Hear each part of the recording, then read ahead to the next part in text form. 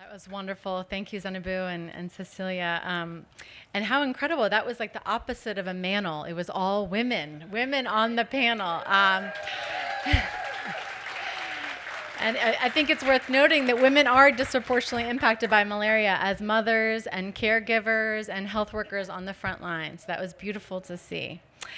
With that, we have one more to go, and I promise we will release you to network and drink and eat and develop action plans for ending malaria. So with that, I'm very honored to introduce our other co-host, Mrs. Joy Phumaphi of the Africa Leaders Malaria Alliance. Joy, please come join me. Thank you. Thank you so much. I would like to recognize our co-hosts, Their Excellencies, the AU Ambassador to the United States of America and the Kenyan Ambassador to the United States of America. Your Excellencies here present and our co-organizers, the UN Foundation, distinguished ladies and gentlemen, representatives of countries, partners, pharmaceutical industry professionals, our warriors in the field in the fight against malaria. It is an honor and a privilege to be here this afternoon to bear witness as we mark a week where we have been commemorating World Malaria Day, a week where we have been mourning the enormous, avoidable loss of life. Many of these young lives, full of promise, whose spark of potential was snuffed too early by a preventable and treatable disease.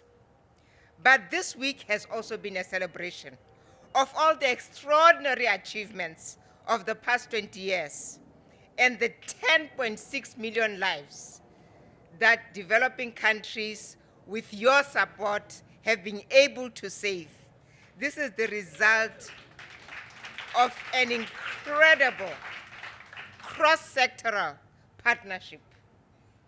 This inclusive, multi-stakeholder approach is what will make the end of malaria possible.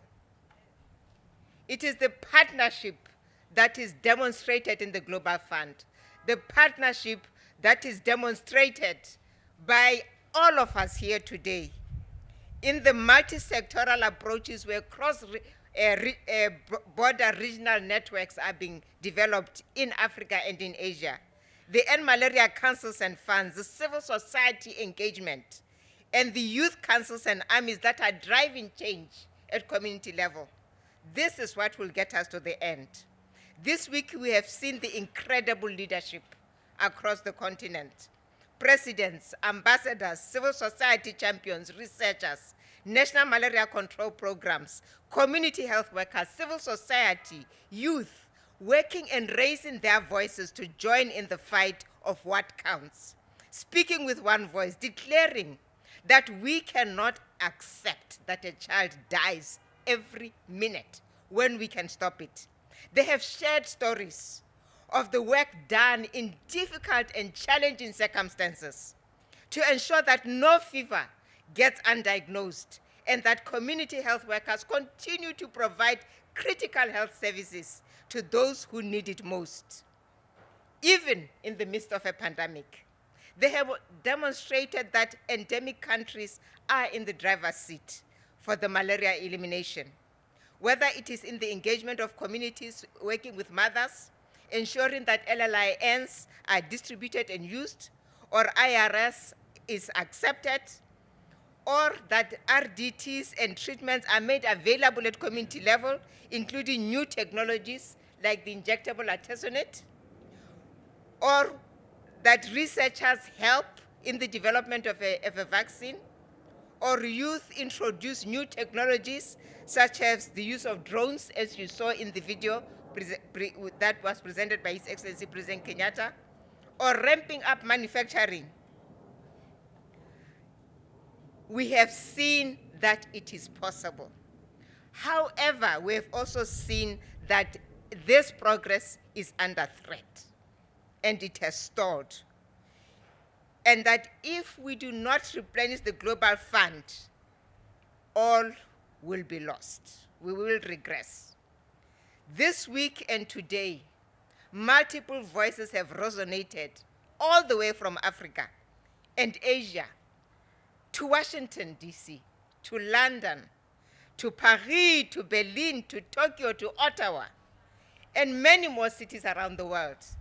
These voices are demanding that everything is done to increase equity and access, to reinforce health systems by investing in the Global Fund, to ensure that the minimum required to sustain malaria programs, HIV/AIDS programs, TB programs in countries is made available. We need to continue to amplify these voices. I thank you all, our faithful partners, African and Asian countries, the US, the UK, France, Canada, who spoke here today, civil society, researchers, pharmaceuticals who are here today, health professionals, youth, all of you who are gathered here. I call on new partners to join us in this shared vision of a world free of malaria, so that together, led by our countries, listening to our communities, to our mothers, to our children, we can create a world free of malaria. Zero malaria starts with all of us, individually and collectively. Zero malaria starts with all of us, and malaria must come to an end. I thank you so much.